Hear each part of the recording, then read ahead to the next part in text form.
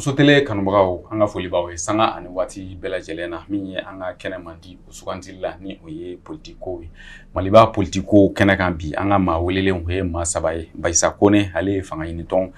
PCDM o ɲɛmaa don ka taa se Dr Amadu Mayiga ma ka bɔ CNT kɔnɔ ale ni Masitan Ture ale ye conseiller ye ayiwa communal ye min ye sigida ale duurunan kɔnɔna ye an ka bi masala a bɛna boli fɛn mun kan o ye nazarakan na réforme politique ale ni ayiwa institutionnel min ni farancɛla fanga bɛ ka olu boloda ayiwa min ye karo k'a fɔ politiko bunakun kan yɛlɛma minnu kan ka don baara taabolo la fo ka taa se ayiwa fanga bonda dɔw ma ayiwa o yɛlɛma olu kan ka kɛ ni sen minnu ye hakililaw bɛna di olu kan ayiwa jumɛn ka ɲi jumɛn man ɲi min bolo ayiwa bɛɛ bɛ se k'i fɛla fɔ cogoya min na politiko kɛnɛ kan ayiwa o de don min ye an ka maa welelen ye an b'u fo k'u waleɲuman dɔn ayiwa u seli la an ka kɛnɛ kɔnɔ ayiwa kɔrɔfɔ kun fɔlɔ an b'a daminɛ ni Bayisa Kone ka kuma di ale ma a ka se ka foli bila an lajɛbagaw la ayiwa Bayisa Kone an ka foli bi an bɛ kuma di ma i ka foli bila an lajɛbagaw la nin waati in na. D'accord. Muso TV filɛbaga an ka foli bɛ bɛɛ ye aw bɛɛ ni ɲankuma sigiyɔrɔ la ne tɔgɔ ye Bayisa Kone komi a y'a fɔ cogoya min na n ye parti PCDM président ye en même temps n bɛ fédération dɔ ɲɛfɛ n'o ye fédération des partis politiques et associations n'o ɲɛmɔgɔba ye Alu Tarawele Nouvelle Vision président et je suis même le coordinateur général. Ayiwa o tɛmɛnen kɔ ka bɔ yen an bɛ kuma di Amadu Mayiga ma Dr Amadu Mayiga ka bɔ CNT kɔnɔ ale ka foli bila an lajɛbagaw la yan'an ka don masala kɔnɔna na ayiwa docteur an ka foli bi i bisimila an ka kɛnɛ kan. Buhari n bɛ foli segin i yɛrɛ ma i y'an wele ka na maliyɛnw baro aw ka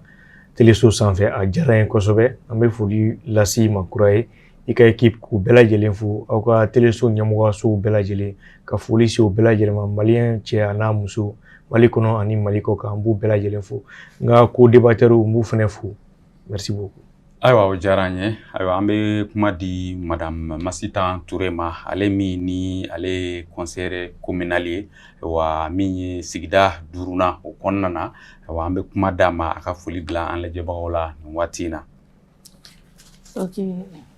an b'a fɔ maliden bɛɛ ma k'u ni ɲankuma ka tila k'a f'u ma ko asalamualeykum ka maliden bɛɛ fo Mali kɔnɔ ani Mali kɔ kan ani muso tele filɛbaga bɛɛ lajɛlen an bɛ bɛɛ fo an bɛ foli bila an ka jamana a ɲɛmɔgɔw bɛɛ ma fo sanfɛ fo duguma ka tila ka foli bila jamanaden yɛrɛ bɛɛ lajɛlen ma an bɛna baara mina jamana baara de donc ne tɔgɔ ye madame Masitan Ture ne ye kalataden ye sigida duurunan na commune 5 du district de Bamako ani kalataden min bɛ bolonɔbila kɛ gafe minnu ani maaya baaraw la mairie la n'a b'a fɔ ma centre secondaire Kalabankura donc officier de l'état civil n'o ye Kalabankura mairie la ani musow ka jɛkuluba dɔ bɛ yen n'a bɛ fɔ ma ko FAOD Forum des femmes actives pour le développement durable et l'émergence ne ye o commission autonomisation co-présidente ye donc an bɛna jɛ ani baara n tɔɲɔgɔn ani minnu bɛna jɛ ka kuma n bɛ foli bila u fana na o kuma baara ala k'a kɛ sababa ye mashallah. Ayiwa o diyara an ye min ye babu kun fɔlɔ ye an bɛ Bayisa Kone ayiwa an ka babu bɛ fɛn minnu kan min ye fanga dɔ kɔni yɛlɛmana an bɛ furancɛla fanga na nin waati in na ka se ka labɛnw sabati ka sira di ayiwa min ye ayiwa pouvoir politique ma o kow bɛ sen na nin waati in na min ye furancɛla fanga kɔni o ye hakilila dɔw ta ka se ka ayiwa yɛlɛma dɔw kɛ politiko bunakun kan ayiwa aw minnu ye fanga ɲinitɔnw ye aw bɛ fanga ɲinitɔnw kɔnɔna na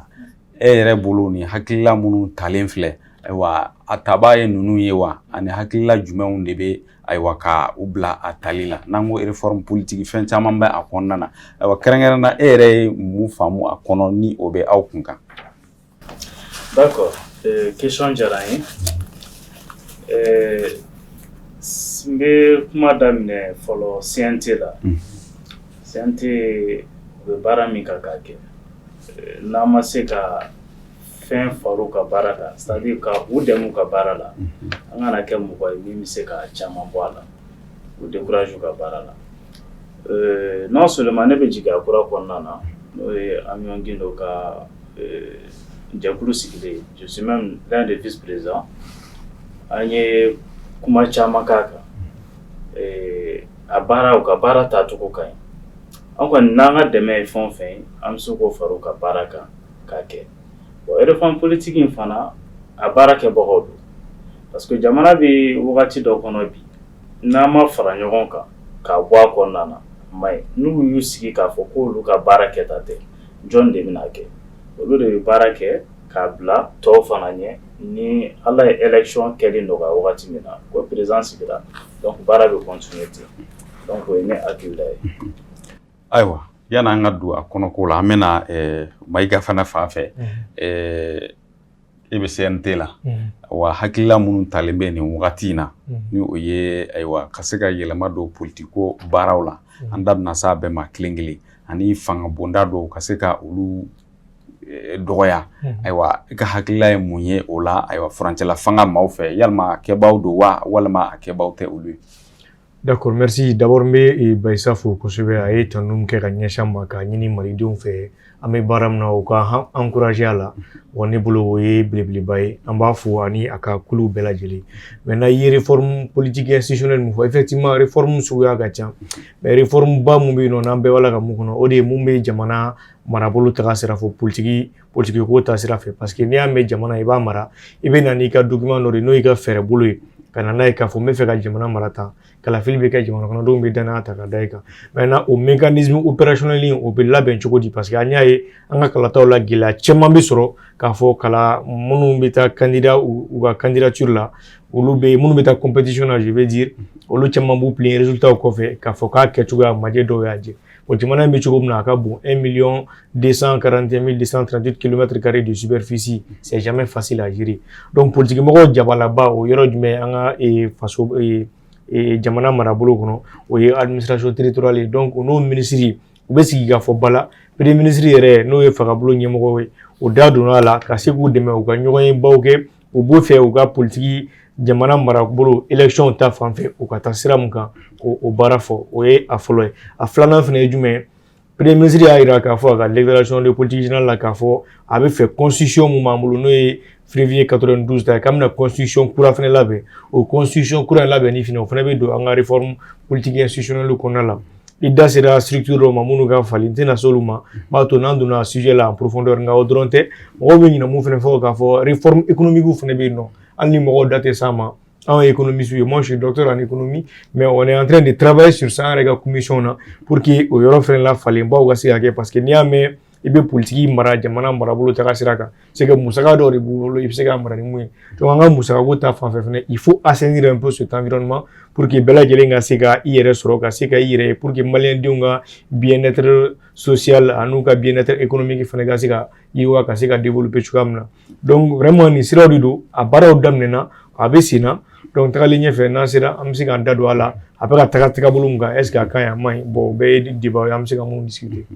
Ayiwa o faamuna an bɛ na madame Masitan Ture ale fan fɛ ayiwa aw ye conseiller ye aw ye conseillère fana ye ayiwa mairie kɔnɔna la ayiwa réforme kuma minnu fɔla ayiwa aw nin yɔrɔ ye jumɛn ye a la aw hakilila ye mun ye a ko kan. Ok machallah ni Ala ka jɛ ye an bɛ effectivement an bɛ foli bila ne bɛ fara ko ne kan ka foli bila CNT baarakɛlaw ma baara si kun fɔlɔ a ma nɔgɔn o siɲɛ fɔlɔ de don nin fɛnɛ ni ko a yɛrɛ nali waleyali jamana kɔnɔ o fɛnɛ sigira ko kura dɔ de kan donc fɛn min nana funu kunu fɛ o kɔni o cɛncɛn tan tɛ donc an b'a don la k'a fɔ k'a ma nɔgɔn nka ko ne y'a fɔ cogo min na jamana yan kelen de b'an bolo dɔ wɛrɛ t'an bolo donc a fɔ an ka fara ɲɔgɔn kan de na dɔ de bɛ dɔ dafa an bɛ ɲɔgɔn dafa walasa an bɛ se k'an ka jamana in bɔ nɔgɔ la cogo min na donc n'o tɛmɛna ka bɔ yen nɔ réforme ko min kuma bɛ k'a fɔ réforme in ne t'a fɔ ko a ka kan ka kɛ ou bien transition kan ka kɛ ou bien a man ka kɛ ne bolo transition yɛrɛ kun ye o de ye mun de la parce que transition nana sira jumɛn fɛ o b'a yira k'a fɔ ko fiɲɛ dɔ de bɛ baaraw taabolo la transition nana parce que fanga dɔ paruna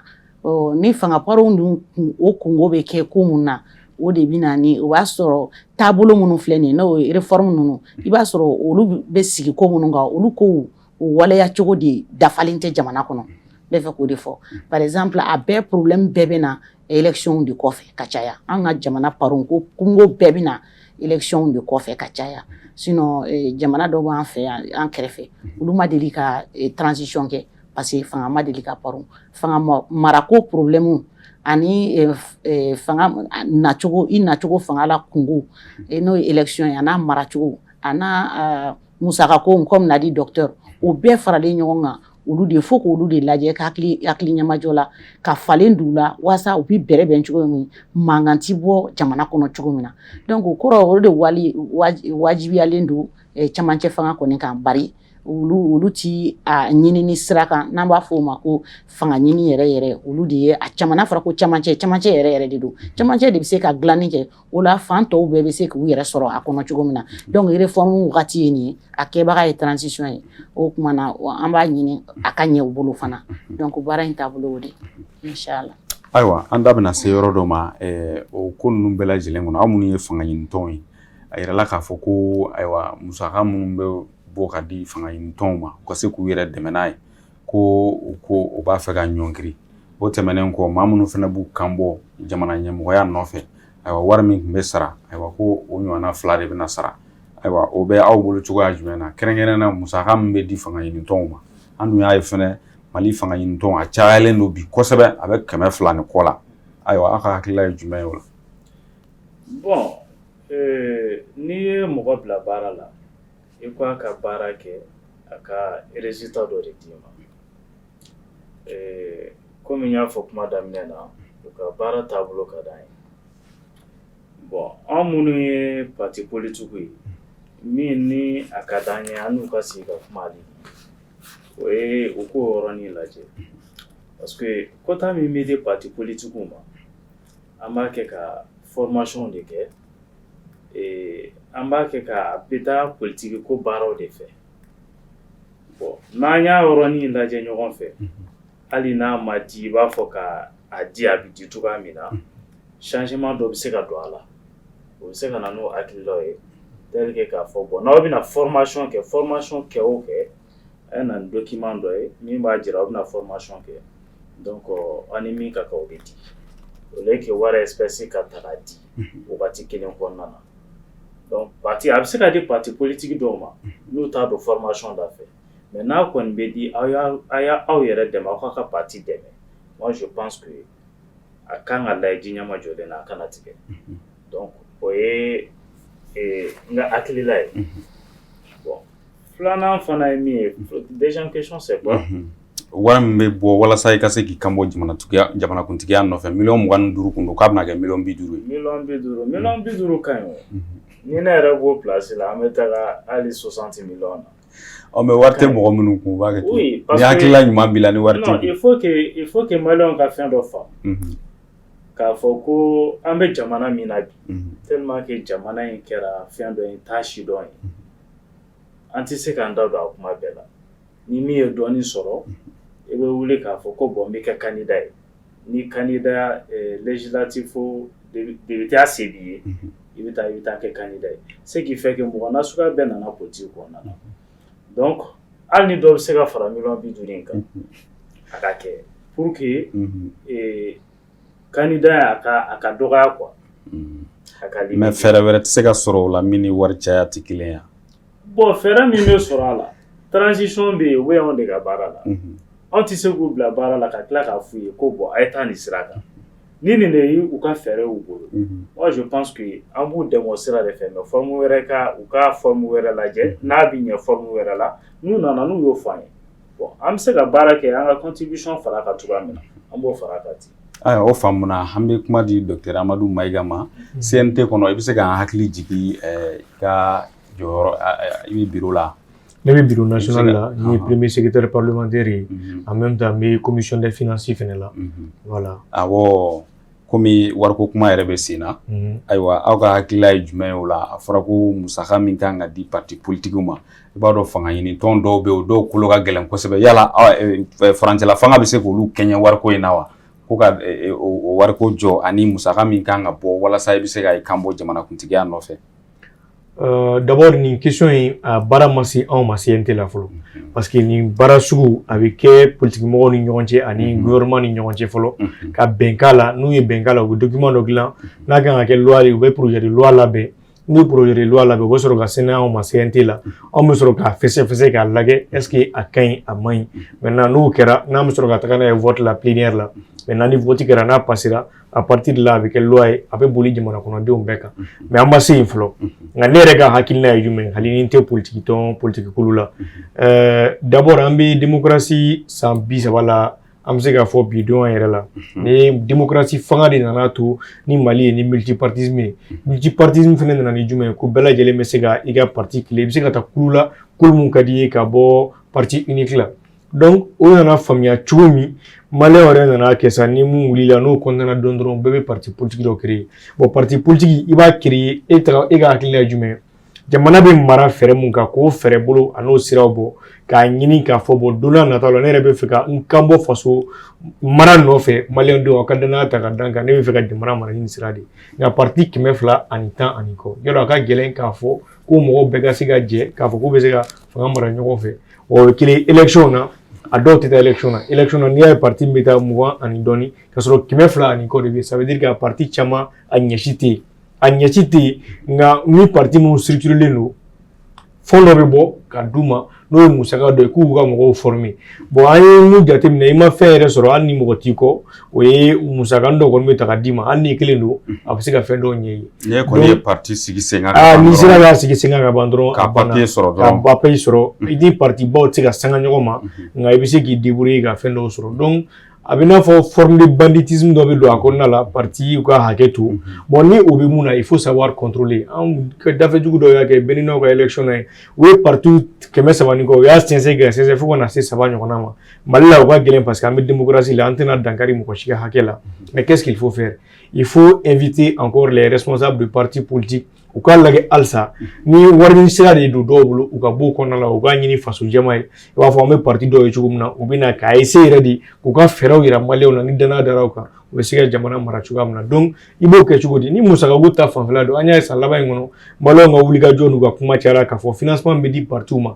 na ka ga formation ke a chamanta ke adafe wala mani mo gomna na fangala do malion bebe migrer c'est-à-dire au balka transhumance politique et à tout parti à fangala au conseil où nous représentants bien renforcé maintenant au d'offre out qui a musaka koka donc finalement la gestion devient un peu difficile maintenant mouni beke en tant que koka tike nega fela ou c'est fela mais il faut essayer de diminuer et maintenant qu'à essayer qu'à améliorer c'est-à-dire qu'à amélioration du musaka médical non ne ka jatimne kala a beaucoup émoué à kato sera fait amore na nyina nga jamana kono secteur bela jelina na ma nyini secteur bela jelina mo mo rebe ni faso maralika nga kalfa urula ni ko ke exemple follow e kadi o no re tuka musaka bota re justifier en ta formation militantisme anti moye anti parti rega idéologie domblé finalement ça devient extrêmement difficile donc il est urgent que état ka contrôler parce que dans ma contrôler association fitini nyamo fa be no bela jelina migrer la wana ka take partout or ni politique kadimu amase jagwala kiga fo kibitaka do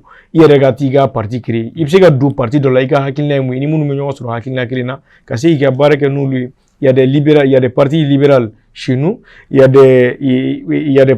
libéraux je veux dire au lubeyano dobino au lieu socialisme dobino au lieu socialisme scientifique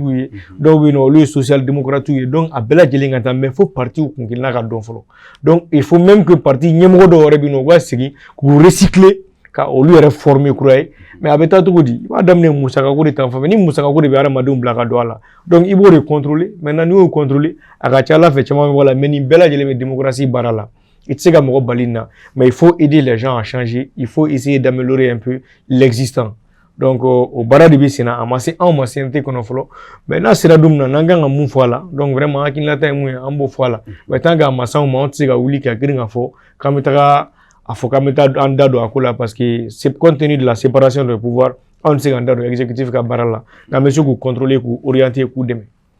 aywa o famuna amena aywa aketo meni yoroni fitini faraka bi ka ni ministre nyoba akumana mais mi kwani ni autant era fela ku ifio chaque élection il va sur mi me ka présent ani deuxième ani troisième le ka warbe se buma donc on veut vraiment que les cadavres là c'est-à-dire ni i ye wari bɔ ka kɛ candidat ye i kɛra président ye o kɛra deuxième ye o kɛra troisième ye o wari in kana segin an kɔni an b'a fɛ bon o yɔrɔ la est-ce que o tɛ pourcentage dɔ de fɔ n'i Non, y'o je crois sɔrɔ que troisième ko yɛrɛ tɛ Non, c'est un pourcentage Voilà. au niveau des élections. N'i y'o sɔrɔ, je crois que c'est 5%, Voilà, comme ni- ça, ou 10%, je me rappelle plus. Ouais, ouais. Texte de b'a fɔ n'i y'a sɔrɔ wari bɛɛ tɛ segin, mais wari moitié bɛ segin. bon an ko ten de o Voilà. texte in de ka bɔ yen donc an kɔni PCDM b'o de fara hakilila in kan et puis kuma laban na fo enquête ka kɛ parti politique fana kan parce que ne yɛrɛ ye parti politique dɔ rencontré u ka parti politique sɛbɛn b'u bolo ka sagi kɔnɔ mais mɔgɔ t'o bɔ n'a fɔra sisan an bɛ taga élection na o bɛ bɔ o bɛ na parti politique papier jira e la par exemple n bɛ exemple ta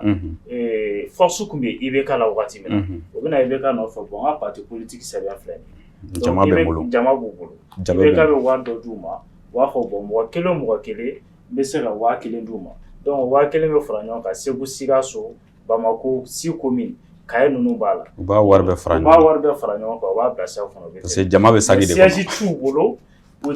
ti formation politique kɛ c'est-à-dire u ti parti politique foyi de kɛ donc enquête ka k'a yɔrɔ la parti politique dɔw y'o kɛ donc n b'u parti dɔn fana n b'u dɔn n bɛ se ka n tigɛ suma n y'u raconter a faamuna donc enquête ka k'a yɔrɔ la parti politique minnu bɛ baara la vraiment u bɛ baara la terrain kan n'u n'a wari ka kan a ka lajɛ u ka bila dɔ ka fara hali ni dɔ ma fara wari kan c'est-à-dire u yɛrɛ k'an wele an ka na hali n'u yɛrɛ bɛ se ka fɔ peut-être que i bɛ ka minnu fɔ olu kɛlɛtɔ de filɛ a bere bɛna taa mɔgɔ wɛrɛw sɔrɔ bon i y'a faamu hali n'anw yɛrɛ anw minnu ye parti politique ye n'u y'an wele an bɛ taa fara u kan an b'a kɛlɛ kɛ parce que an bɛ se k'an tɛgɛ si dɔ ma k'a fɔ parti politique bɛ nin bolo mais a tɛ baara la an yɛrɛ dama bɛ ɲɔgɔn dɔn donc tɛ a fɔ ko n bɛ mɔgɔ tɔgɔ fɔ yan ou bien k'a fɔ ko n bɛ mɔgɔ contre la mais vraiment anw minnu bɛ sɛgɛn na il faut k'a ka dɔn k'a fɔ anw ye parti fitininw de ye nka aw ka mɔgɔ b'aw bolo mɔgɔ b'an bolo an b'a la ka yɛlɛ sanfɛ dɔɔnin bon n tɛ kuma lajɛ yan ayiwa a faamuna an bɛ tila ka segin ka na an bɛ kuma di aw a faamuna an bɛ yan kuma kama an bɛ tila ka na an bɛ kuma di madame Masitan Ture ma ayiwa ale ka hakilila di halisa nafolomugu min bɛ di musaka min bɛ di partiw ma ni bɛnkan de don sabula a bɛ sɛbɛn de kɔnɔ sariya kisɛ min taara kabi 92 a b'o kɔnɔ ayiwa musaka min bɛ d'u ma a bɛ bɔ i ka parti fanga la ayiwa parti kologɛlɛnw bɛ yen olu bɛ caman sɔrɔ fo kana se docteur Mayiga y'a fɔ cogo min na minnu bɛ yen n'a sɛbɛn b'u bolo ayiwa hali ni conseil tɛ a dɔw bolo bɛɛ lajɛlen b'a sɔrɔ a yɛrɛ la k'a fɔ musaka ko kɔni b'a fɛ ka dan sigi o la hakilila yira don fo ka taa se nafolomugu min bɛ bɔ walasa i ka se k'i kan bɔ jamana ɲɛmɔgɔya nɔfɛ ayiwa e ka hakilila ye jumɛn ye olu la ok mashallah ne bɛ fɛ ka min fɔ fɔlɔ fɔlɔ o ye Mali an fɛ ka nin fɛn fɛn min fɔ a bɛɛ bɛ boli sariya dɔ de kɔnɔ an b'a fɔ min ma ko Mayiga y'a fɔ cogo min na ko démocratie fanga ni an ka sariya démocratie sariya y'a yamaruya k'a fɔ ko i bɛɛ bɛ se k'i kan bɔ multipartisme intégral donc o kɛra kɛ o bɛ sariya dɔ de kɔnɔ mais sariya mana kɛ cogo cogo lamini dɔ de b'a la lamini min b'a jira k'a fɔ ko dan dɔ ye nin ye o la ne b'o jalaki ɲɛsin an ka jamana marabagaw de ma parce que ni sariya kɛra a kan ka labato de nka sariya tɛ labato Mali la fo ka a musalaka kɛ bon donc ni ye monsieur Kone ye kan mun fɔ sisan o ye musalaka de ye mɔgɔ min bɛna n'a ka parti sɛbɛn y'a kunna e yɛrɛ b'a dɔn cɔ ko parti kan ka sigi jamana dugukolo a fan bɛɛ de kɔnɔ parti o de bɛ a jira ko parti don parce que a bɛ fɔ ko les partis concourent au suffrage universel donc maintenant il faut que u kan ka taa o b'a jira de wajibi n'i y'a bɛ fɔ i ma ko parti o k'a sɔrɔ i nɔnabila bɛ jamana sigidaw bɛɛ lajɛlen na ka taa mais o dɔnnen don k'o tɛ mɔgɔ min bolo aw minnu ye ɲɛmɔgɔ ye a tɛ sariya kɔnɔ a t'a bali a kana na o yɔrɔ bɛ yen ne fɛ ka min fana fɔ parti a bɛ ka descend parti fɔ n m'a dɔn ni mɔgɔ tɔw y'a jateminɛ mais descend parti a tɛ descend bɔ Mali kɔnɔ yan adamaden bɛ cogo min na n'i bɛ balo i bɛ sa parti caman sara Mali la an bɛ parti caman dɔn an da kuma ma mɛn ala fɛ mais an ye démocratie daminɛ kuma ka na an se bi ma an ye parti minnu ye parti dɔw yɛrɛ tun ye kulemabaaw ye olu partiw tɛ yen bi mais peut-être a dɔw bɛ yen i b'a sɔrɔ parti ɲɛmɔgɔ binna mais i b'a sɔrɔ hali fan dɔw fɛ par exemple ni député sigiw sera wasaden kalafiliw sera i b'a sɔrɔ dɔw bɛ t'u kan bɔ ni a sɛbɛn parce que a sɛbɛnw talen bɛ est-ce que bon an bɛ hukumu min kɔnɔ nin sisan financement des partis ani parti politique est-ce que parti politique ya o tɛ parti politique ye normalement ni parti politique n y'a f'i ɲɛna cogo min dan min o dɔ de bɛ yen o b'a yira k'i parti politique e filɛ ka hakɛ min fɔ nin o dan b'a yira k'a fɔ k'o tɛ parti politique ye bilen olu kan ka bɔ a la a bɛ komi mɔgɔw bɛ bɔ cogo min na liste électorale la partiw fana kan ka bɔ parti politique liste la o kan ka kɛ bon n'o tɛ kɛ donc o b'a to partiw tɔw bɛna caya ani n ye hakɛ min fɔ nin ye n'u tɛ hakɛ kɔnɔ u kan ka bɔ a la musalaka ka man ka to jamana marali la an bɛ gɛlɛya minnu kɔnɔ olu bɛɛ de b'a la Mali la an bɛ musalaka kɛ kojugu musalaka fanga marali la a bɛ na ni gɛlɛyaw ye donc an filɛ o de gɛlɛya kɔnɔ n'o tɛ hali multipartisme intégral mana kɛ cogo cogo an kun man ka se nin yɔrɔ la bon min ye partiw ka financement ko ye ne bolo a financement kan ka kɛ bari financement in bɛ kɛ n'an y'a jateminɛ a ka ca Ala fɛ fɔlɔ la waatiw tɛmɛnenw na n ye min fɔ a bɛ segin o de ma parti minnu implantélen don kosɛbɛ n'u lakodɔnnen don n'u ka baaraw bɛ taa taabolo la parce que a bɛ kɛ n'o hakɛyaw de ye hakɛw bɛ o kɔnɔna na parti min e tɛ taa élection na kuma si f'e bɛ fara dɔ kan normalement e tɛ financement sɔrɔ parce que financement in a hakɛ dɔ liyelen don o la mɔgɔ min taara présidentielle la ka taa législative laban na olu kan ka 15 sɔrɔ hakɛ 15 sɔrɔ 100 sigi la minnu ka député ka ca o hakɛ 100 sigi la olu ka hakɛ bɛ bɔ ka taa se 100 sigi la 40 ma 40% bon minnu ka conseiller communaux ka ca olu 100 sigi la olu kan ka 35 sɔrɔ ani minnu fana ni ka muso kalataden ka ca député kunda ani maire kunda olu kan ka hakɛ 10 sɔrɔ donc maire muso la i bɛ 5 sɔrɔ député muso la i bɛ 5 sɔrɔ bon an b'an banba o yɔrɔ kan o fɔ k'a fɔ o muso ninnu o hakɛ min bɛ di ka na parti politique yɛrɛ kan k'a lajɛ an y'a fɔ cogo min na a waleyali la terrain kan ka muso ninnu ka formation ani muso ninnu dɛmɛli ko politique ko la u ka se ka don u da fɛ bon o fana ye tɔn min dɔ bɛ yen fo o fana ka lajɛ o bɛɛ ye sariya batoli dɔ ye donc a bɛ di o kun de kama bon donc n'o bɔra yen nɔ donc ni mɔgɔ min t'o hukumu kɔnɔ o de kɔni tɛ financement sɔrɔ bon généralement a ka ca ni n ye jate bɔ parti 6 ɲɔgɔnna ka taa 7 la a bɛ dan i b'a ye a bɛ tigɛ yen donc o b'a yira k'a fɔ tɔ minnu bɛ yen n'olu t'o hukumu kɔnɔ n y'a fɔ cogo min na sariya suivi n b'a fɔ tubabukan na n t'a dɔn o bɛ fɔ bamanankan na cogo min na suivi de tɛ kɛ suivi de tɛ kɛ fo suivi ka to ka kɛ n'an bɛ sariya waleyaliw kɛ k'u suivi kɛ walasa an kana taa don mais a dɔw b'a la wari ninnu bɛ ta yɔrɔ min est-ce que o dɔw fana ni parti politique ninnu dɔw fana tɛ ɲɔgɔn dɔn ni bɛnbɛnbɛnw ni fɛnw bɛɛ b'a la wa n'u bɛ ɲɔgɔn dɔn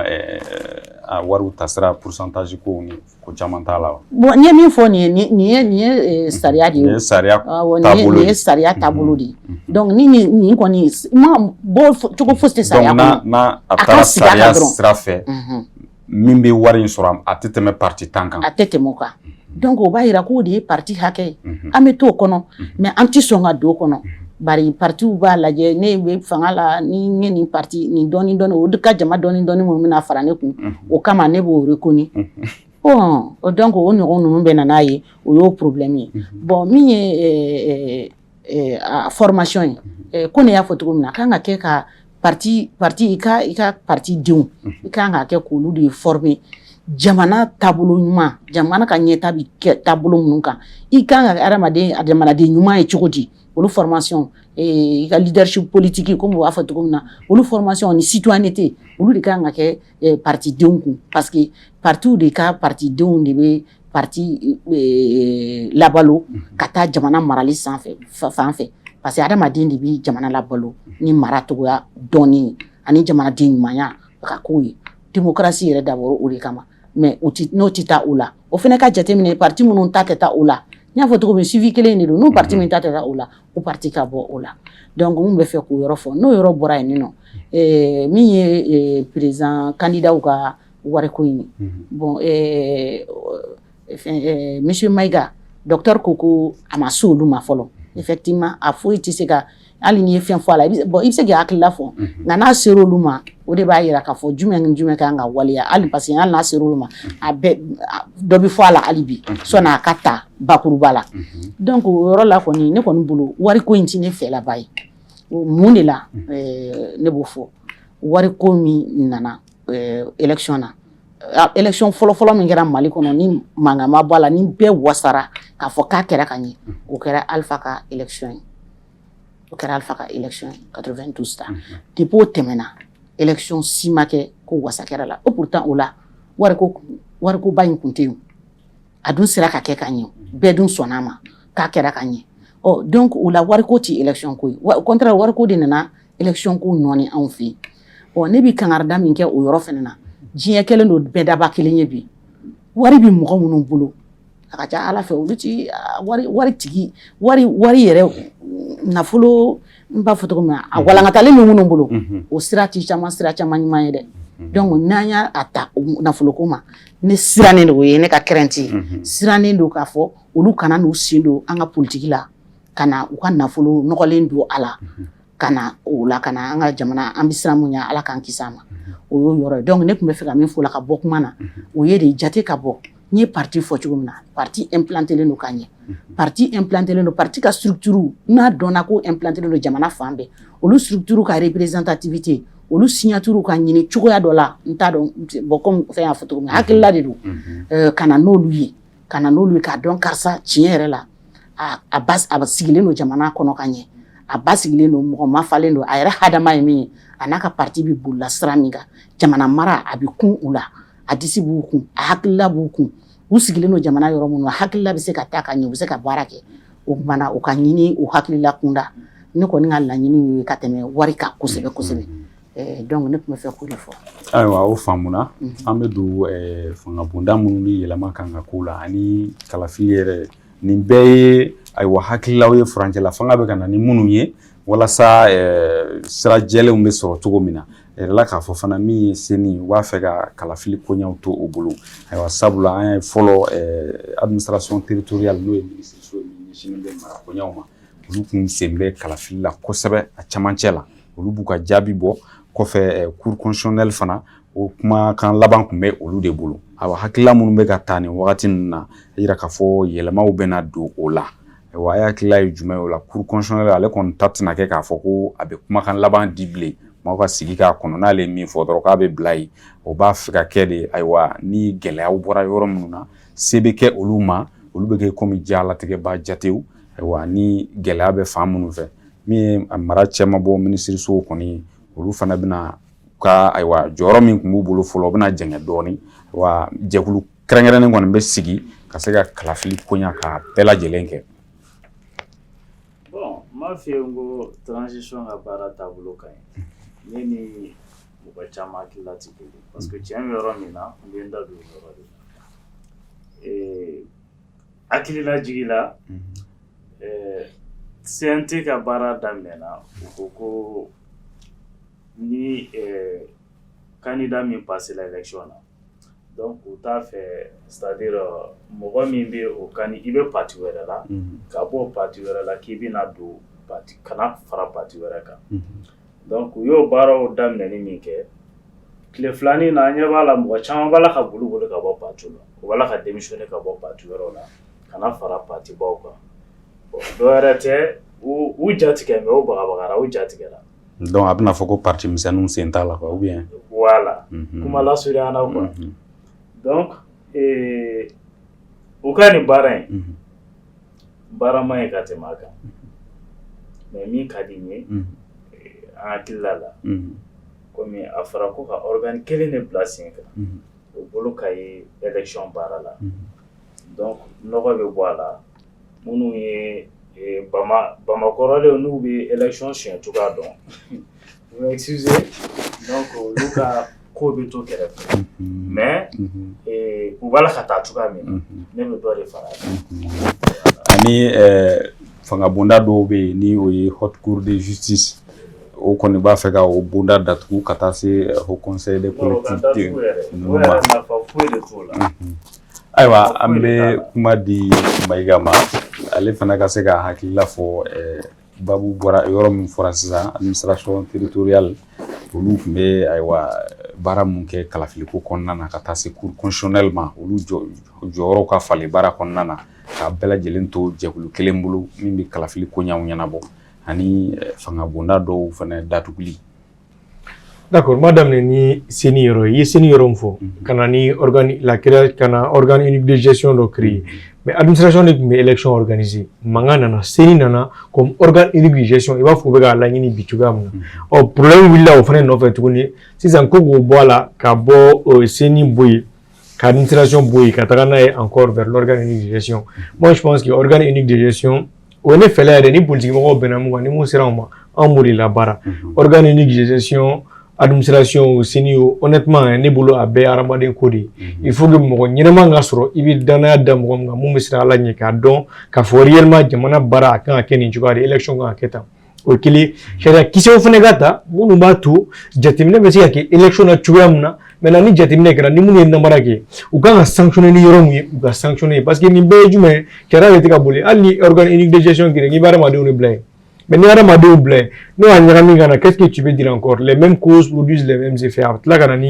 on a problème tout ni. Tant que tu faut qu'il bata, qu'à faire qu'à bara bella jelenke. En tout cas, on expert mouvement bara là. On est expert dans ce domaine, mais les experts au lieu de tant de nos transitions maka banga beuma autant.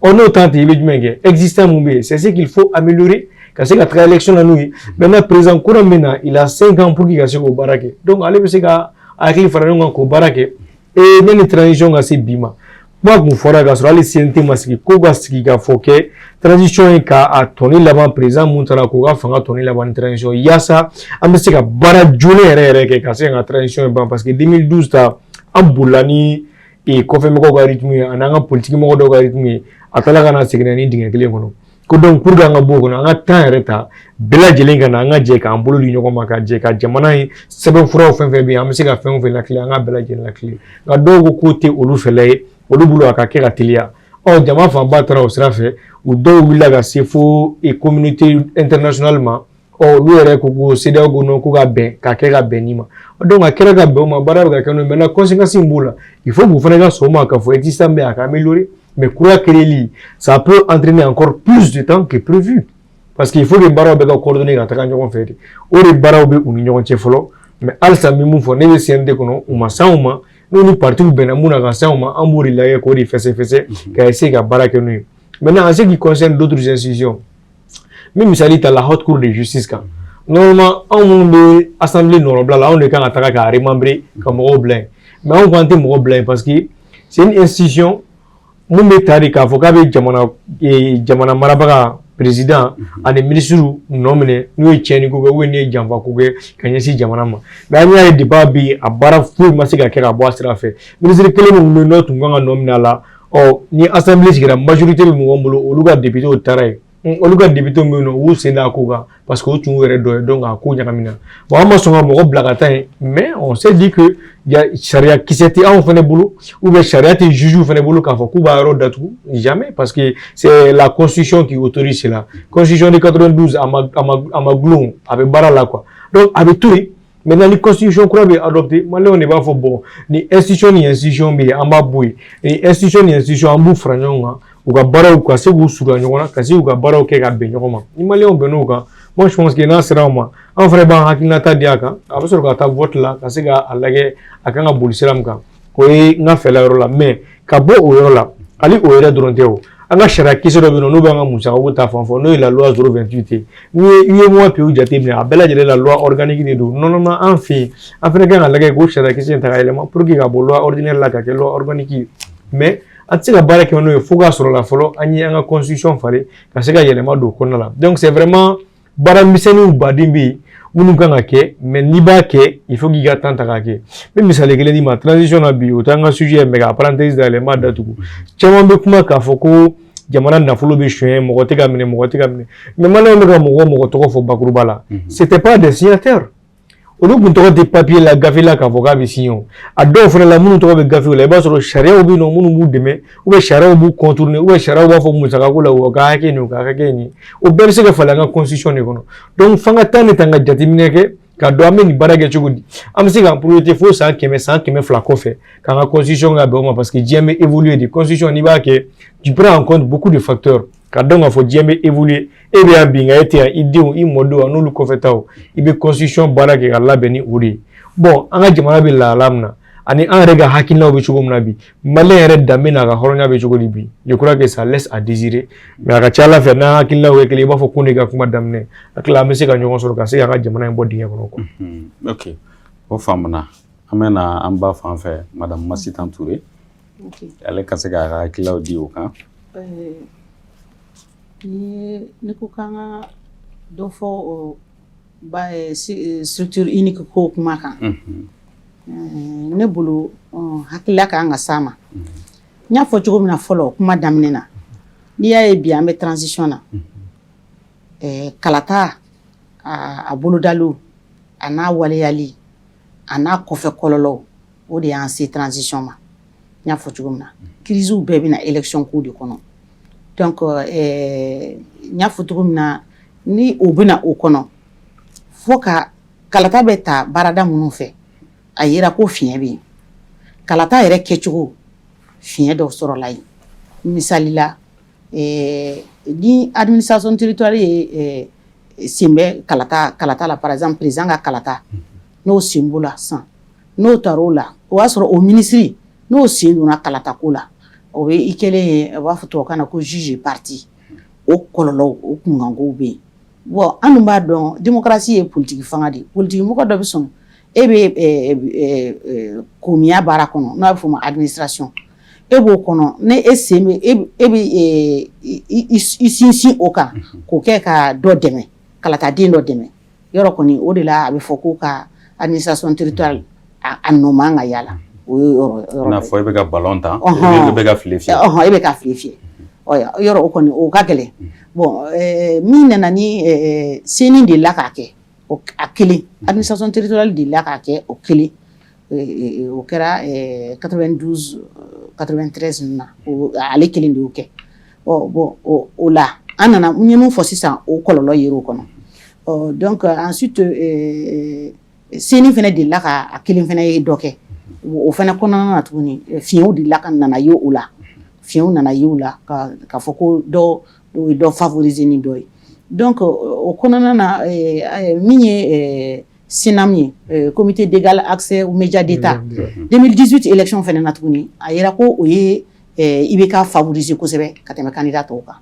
o ni fana ni olu o yɔrɔ la minnu fana laɲini fana min bɛ kɛ structure min fɛ n'o ye hakili o fana ni de kan ka ɲangini sɔrɔ ka bilasirali sɔrɔ ka lakile jateminɛ k'u ka fili f'u ye voilà k'u fili fɔ o fana ma se k'o kɛ donc olu bɛɛ ye yɔrɔw ye falenni ni falenni ko k'a bɛ don bɛɛ la o de y'a to en tout cas ne ka hakilila la a bɛ se ka na ni min bɛ ka fɔ nin service da min bɛ se ka fɔ nin ne bolo a bɛ se ka kɛ institution yɛrɛ a bɛ se ka kɛ institution de min bɛ na kalataw bɛɛ boloda k'a kɛ a kɔnɔna na a ka kɛ structure ye min b'a a yɛrɛ sogo la indépendante min fana ni ye mɔgɔ jɛlen ye expertise ɲɛnamaw bɛ mun kɔnɔ hali n tɛna fɔ ko mayigalakaw ninnu ɲɔgɔn dɔ kan y'o la bon donc minnu tɛ politique kɔnɔ parce que o fana sen de bɛ nin ko la parce que Mali administration n t'a dɔn b'a fɔ a kɛra administration baarakɛlaw yɛrɛ de bɛɛ ye politique mɔgɔ ye o tuma na jɔn ye société civile ye balance bɛ équilibré cogo di o de na ni gɛlɛyaw ye donc o de y'a to sisan an b'o structure in ka kɛ a bɛ kɛ technicien ye komi docteur filɛ nin ye cogo min na o ɲɔgɔnnaw an k'olu ɲini k'u bila kɔnɔ u kunkolo n'u kan t'u dala foyi la fɔ élection in baara u sen t'a la u bolo t'a la fɛn wɛrɛ la fo k'a baara kɛ ka hakɛw bɔ a kɔnɔ sariya kan tiɲɛ kan voilà o ɲɔgɔn de ka sɔrɔ o de y'a to an y'a laɲini ni a sera ka ɲɛ a bɛ nafa ɲɛ kosɛbɛ et puis a b'a to parti minnu ye parti dɔgɔmaninw ye u ka se ka ɲɛ sɔrɔ parce que tant que nin ko bɛ nin cogoya la tan parti dɔgɔmaninw minnu bɛ yen nɔ n'olu bɛ fɛ ka san sɔrɔ ani en lien a kɔnɔna tɛ taa fɔ Mayiga y'a fɔ cogo min na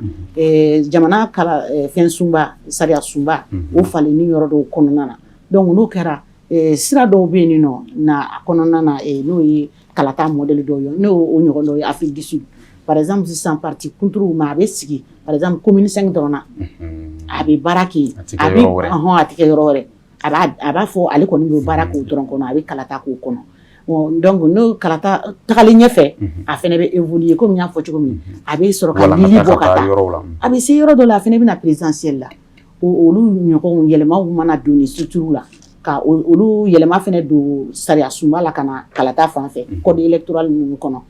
n'o kɛra o la bɛɛ bɛ se k'i yɛrɛ sɔrɔ a kɔnɔna na cogo min na mais a mɔgɔw kana kɛ pour que a mɔgɔw kana kɛ fɛnɛ comme cour constitutionnelle parce que référence y'o fɛnɛ de cour constitutionnelle immunité b'u kan ni immunité tɛ kɛ ninnu kan dɛ ils seront justiciables ils seront justiciables n'u ka erreur faute yira a ka fɔ a ka waleya donc yɛlɛma fɛnɛ ni a fɔra a ye haute cour fɔ haute cour normalement a sigira a ma baara foyi kɛ donc a kun kan ka se ka ala dan vérificateur ka dossier minnu bɛ yen hali olu dama k'olu d'a ma a ka sinsin olu kan k'o lajɛ wale minnu kɛra hali n'u ma se ka ɲangini ta ka se hakɛ dɔ la pénalité yɔrɔ dɔ la mais a ka u ka se ka bɔ n'a ye k'a walankata kɛnɛ kan ka fɔ karisa tiɲɛ yɛrɛ la a ye nin jogo kɛ nin jogo kun man ɲi jugujuguya bɔra jamana nafolo marali la nin yɔrɔ la k'a yira a tigi ka se ka a yɛrɛ segin a ka maaya la danbe sigi mara la o ma se ka kɛ donc o kɔni ne bolo a place kɔni tɛ o la bilen procédure de destitution fɛnɛ tɛ jamana min kɔnɔ donc ne b'a haute cour a place ye kosɛbɛ bon cour constitutionnelle min filɛ nin ye o sigicogo ne ma o bɛ se ka kɛ ale bɛ to yen nɔ bari élection ale bɛ se ka contentieux kɛ par exemple présidentielle ni législative contentieux kɛ mais an ye structure min fɔ nin ye o kelen pe o b'a bɛɛ fɔ a bɛ résultat bɔ maintenant contentieux de bɛ sɛmɛ dɔrɔn cour constitutionnelle la wa constitutionnelle yɛrɛ sigicogo n t'a dɔn n'an bɛ s'o ma mais ne kɔni bolo o fana kan ka falen bari a magistrat 9 n'a fɔra ko 3 bɛ taa président de la république fɛ 3 bɛ taa président de l'assemblée fɛ an kun bɛ taabolo kɔrɔlen min na président de l'assemblée i b'a sɔrɔ o ye président de ka parti c'est le parti majoritaire o y'ale ka mɔgɔ ye an tɔ 3 dɔ in fana o bɛ taa le haut conseil de la magistrature o bɛ taa o fɛ et il est le premier magistrat de la république donc maintenant comme n'a bɛɛ bɛ taa président fɛ ka tila ka immunité da o kan donc min ka d'u ye o b'o kɛ o yɔrɔ dɔ ye ani a yɔrɔ dɔ la fana a bɛ caman fara président ka fanga kan ka sɔrɔ sariya la i t'a ye i ɲɛna donc ne ka laɲini kun y'o ye donc a ka dɔn k'a fɔ o yɔrɔ ninnu na cour constitutionnelle o yɔrɔ kan ka falen ani structure unique ne bolo a bɛ na ni lafiya caman ye minnu bɛ fɛ ka jamana baara ka ɲɛ u bɛ se ka place sɔrɔ k'u sen don a la k'u kunna wolo tel que parti dɔgɔmaninw i y'a ye donc ne kɔni bolo a ka ɲi a bɛ se ka laɲini bɛ se ka sabati. Juste une minute. Voilà. Organiser unité ko in mun ne yɛrɛ b'a la ka soutenir parce que n'a ma ɲɛ a bɛ sigi parti politicien si sen kana don a la c'est à dire i bɛ parti politique ye politicien i da kana don a la comme madame y'a fɔ cogoya min na docteur olu bɛ se ka taa k'a fɔ bon i ye docteur i ye nin i da tɛ politique ko fan si la olu bɛ se ka taa sinon n bɛ mɔgɔw hakili jigin Alpha ka élection wagati Alpha taara deuxième tour la san min na Segu liste dɔ binna députation na a sababu bɔra seni de la mɔgɔ min fana tun bɛ a wagati a ko jukɔrɔ n tun t'a fɛ ka mɔgɔ tɔgɔ fɔ mais c'était Sumaru Koyemaïga b'a dossier kalama donc politique de nana n'a ko ye donc vraiment mɔgɔw kɔ n b'a ɲini transition fɛ u ko hakili to a yɔrɔ la kosɛbɛ n'a baara ma ɲɛ a bɛ kɛ vraiment parti politique u sen ka bɔ a la an ta ye min ye an bɛ fanga ɲini de kama min ye nin baara ninnu ye o ka to organisation dɔ ka sigi a ba olu k'o k'i baara. Ayiwa aw faamuna waati tɛnkunna i b'i ka folikanw lase ka da o kan. Ok n bɛ an filɛbaa bɛɛ fo ka fara an ba n'a ye an balimamuso ani mon frère Maïga ani ka fara aw yɛrɛ ka Muso TV n bɛ n ka jɛkulu bɛɛ fo ani maliyɛn bɛɛ Ala ka jamana in suma Ala ka jamana in suma hali bi Ala ka an faralen to ɲɔgɔn kan k'a fɔ ko mɔgɔ kelen tɛ se ko la jamana in an ta de don fɛn wɛrɛ foyi t'an bolo ni Mali tɛ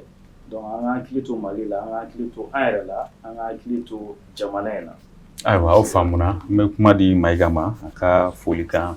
mu se an lajɛbagaw ma. Bon yani ka foli kɛ baro in ye wele a diyara n ye parce que munna a kɛra débat d'explication ye mɔgɔ fɛn o fɛn b'an dusukun na an ka hakilina la an bɛɛ lajɛlenw fɔ yan lien caman kan an ye ɲɔgɔn sɔrɔ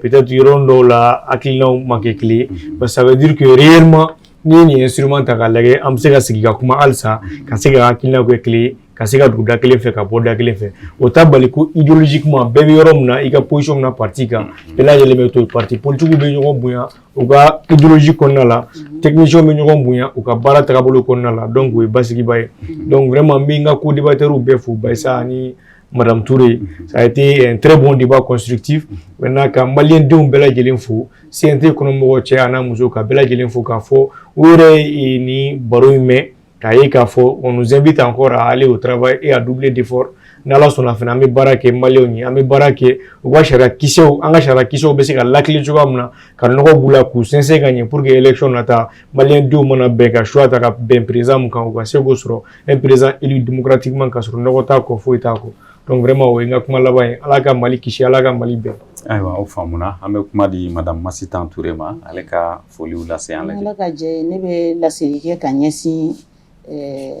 autorités ma transition autorités n bɛ fɛ ka mun f'u ye u kana foyi lajɛ u ka jamanaden lajɛ an ye nin kuma bɛɛ fɔ an bɛ min kɔnɔ n'o ye lakanabaliya ye Ala ka lakana sabati Ala ka lakana sabati Ala ka jamana sabati u k'u cɛsiri lakanako la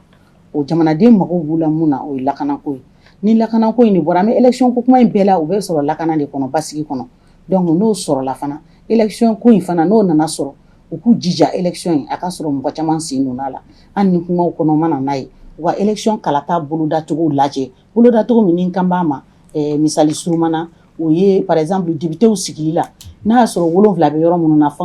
parti tɔw minnu bɛ sen don a la a bɛ fɔ ko ni 51 sɔrɔla min bolo dɔrɔn a bɛɛ bɛ d'o ma 7 bɛɛ bɛ d'o ma nka forme wɛrɛ bɛ yen nɔ an b'a fɔ min ma ko proportionnel n'an taar'o la par exemple députés ta la o la sɔrɔ hali ni belebeleba dɔ ye 3 sɔrɔ dɔ bɛ 2 sɔrɔ dɔ bɛ 1 sɔrɔ a b'a to parti dɔgɔmaninw komi n y'a fɔ cogo min na minnu wakili ye jamana dilanni bɛɛ bɛ se k'i sen don a la a bɛ fɔ o ma inclusivité u bɛ se ka sɔrɔ cogo min na donc o yɔrɔ la n bɛ fɛ ka min fɔ a bɛ fɔ min ma ko lasegili ani i bɛ lasegili kɛ redevabilité n bɛ fɛ k'o fɔ min kan ka kɛ transition ɲɛmɔgɔw fɛ a ti kɛ mɔgɔ si ye fo jamanadenw a tɛna redevabilité kɛ mɔgɔ si ye fo jamanadenw donc a ye jamanadenw lajɛ ka hakililaw fara ɲɔgɔn kan a bɛ se ka baara in kɛ cogo min na ka ɲɛ donc o yɔrɔ la n bɛ ni minnu jɛra ka kuma in waleya hakilila ninnu di n b'u bɛɛ fo n bɛ monsieur Kone fo n bɛ monsieur Mayiga n b'aw fo an ka jɛ ka fara ka jamana in dilan n'Ala sɔnna ma ni Ala ka jɛ ye n bɛ muso TV fo ka lamɛn jama bɛɛ fo ka maliyɛn bɛɛ fo Mali kɔnɔ ani Mali kɔ kan ni Ala ka jɛ ye ka bɔ kuma la. Ayiwa o diyara n ye an yɛrɛ an b'aw fo ka waleɲuman dɔn ka an lajɛbagaw hakili jigin k'a fɔ ayiwa bi an ka maa welelenw u tun ye Bayisa Kone ale ye ayiwa PCDM o ɲɛmaa don min ye Dr Amadu Mayiga ka bɔ CNT kɔnɔ ayiwa min ye Madame Masitan Touré ale ye conseillère ye ayiwa sigida ale 5nan kɔnɔna na ayiwa k'aw fo ka waleɲuman dɔn ka lajɛbagaw yɛrɛ fana fo k'a fɔ aw ye a k'an bɛn waati wɛrɛ inchallah.